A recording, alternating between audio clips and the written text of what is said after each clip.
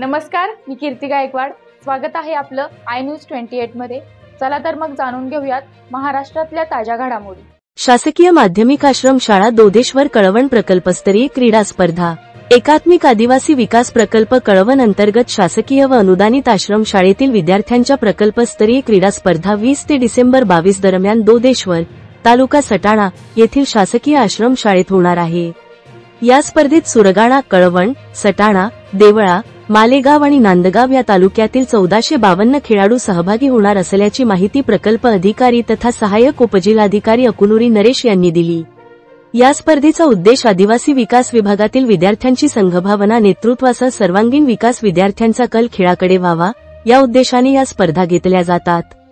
स्पर्धेत प्रकल्पातील आदिवासी आश्रम शाळेतील शासकीय व अनुदानित सर्वच विद्यार्थ्यांची उपस्थिती राहून खेळीमेळीच्या वातावरणात भरत घ्यावा असे आवाहन क्रीडा समन्वयक व दोदेश्वर आश्रम शाळेचे मुख्याध्यापक आर कापडणीस सर यांनी केले आहे।